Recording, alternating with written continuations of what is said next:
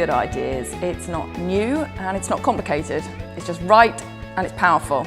We need to put mental well-being right at the heart of everything we do. It's not a soft option, caring about happiness and well-being. It's actually the only option. Happiness is not only money. It is the relationships and the family life which is much more important. Happiness is about the sum total of the good and the bad. Your sense of belonging, your connection in community with your family, your friends. And a life that includes a sense of balance. Less stress, no stress, and just be happy within yourself. Community makes me happy because I get to meet everybody. This is one of the fantastic things about Action for Happiness. We're actually applying some of the science locally. We're trying this stuff out and seeing what happens.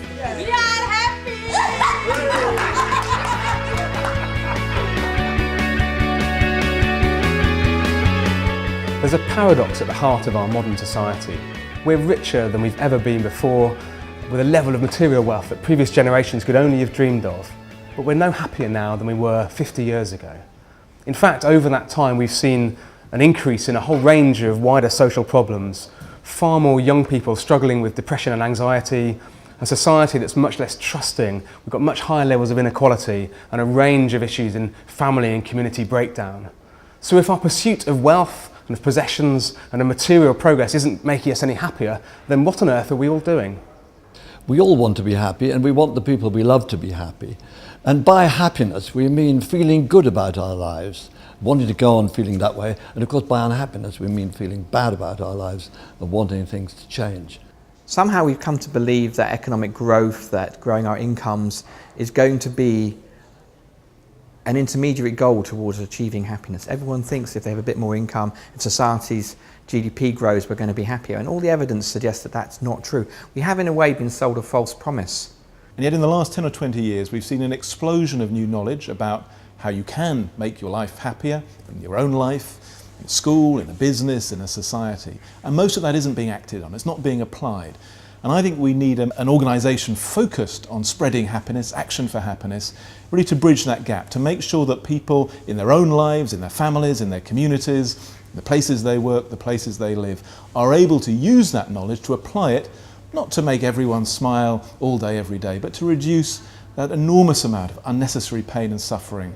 Because there are very large numbers of people in our society whose lives are actively unhappy. And getting them at least to a life which is tolerable, bearable, okay, is half of it. But the other half is getting everyone from a position of where their lives might be okay to a life which is positively flourishing. And the wonderful thing about the word happiness is it's got an emotional tone to it, and so much of public life has had an emotion stripped out of it. So it opens up a space for people to actually think about the quality of their life in a very different way. Just the main thing for me is being with my family. Definitely, and friends obviously. If my little boy is happy, I'm happy. Really, really kind people. Yeah, health and friends and family, I think, and sort of knowing that they're all right. If you look at the research on what actually makes people happy, you will find that the number one thing is human relationships. Your relationships at home, your relationships at work, and your relationships in the community. And the thing I will worry about more than anything, more than business at the end of the day, is how are my people doing? And are they feeling happy to come to work? And are they feeling supported in how they are and how they're feeling, as much as how they're doing? We are deeply social creatures. We are happy when the people around us are happy. We are sad when the people around us are sad. So I think one of the messages of this movement, this organisation, is to encourage people to think about happiness as something which is connected, about being part of a web of life with other people. And often the best thing you can do to be happier is to give some time to someone else, to care for them, to help them solve their problem. And for many people, a key thing which is lacking at the moment is a sense of belonging.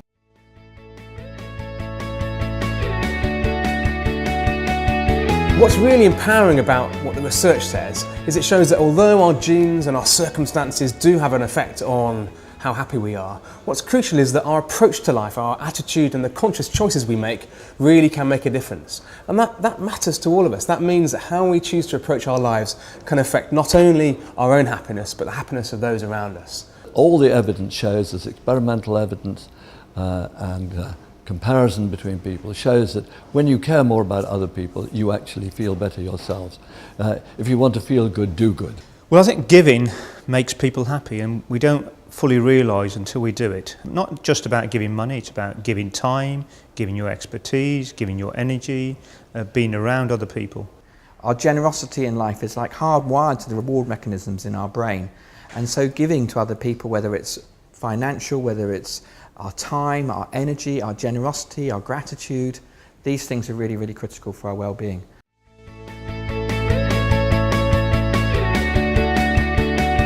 Action for Happiness is bringing together people from all walks of life, from all different backgrounds. It's people who not only care and believe that happiness and well-being is important, but people who believe that we can each make a difference not only to our own happiness but to the happiness of others through the conscious choices we make, through the actions that we take in our daily lives. Members will be asked to commit themselves, to aim in their lives at producing more happiness in the world and less misery. And we're going to be providing them with information, with ideas, with suggestions and materials of what they can do, what actions they can take to help build a happier society. How do we join together, and how do we talk about this in a public way? How do we get people thinking differently? And I think what Mark and some of the other people at Action for Happiness are doing is creating a space for people to start a conversation nationally. I think it's a very, very important part of what we have to date not been able to do. Being a sort of young idealist and having, you know, that kind of, maybe that sort of spirit of wanting to change the world, I was struck by Action for Happiness's ambitions to do exactly that. Mine's very pleased to be working with Action for Happiness because we think it's really important that we spend time as a society thinking about the things that we can do to improve happiness. Because so many of the people with power in our society have never really asked that question. Not in a rigorous, systematic way, and they're not aware of the knowledge out there which could help them not only make the people whose lives they influence happier, but actually probably make them better at getting their business to be profitable, their school to get good results, their hospital to help people recover quickly from sickness. So we're bringing people together, we're providing practical actions and materials, and we're also trying to change the public debate. And all of that is part of moving towards a society that values and prioritises the things that really matter.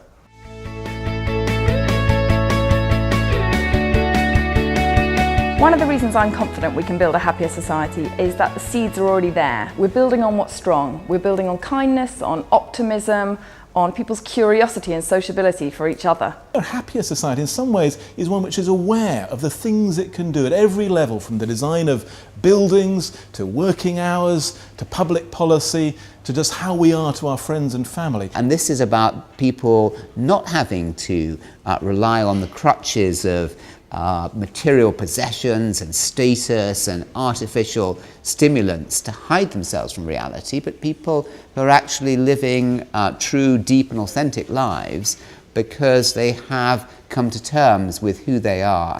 So you've heard a lot about Action for Happiness.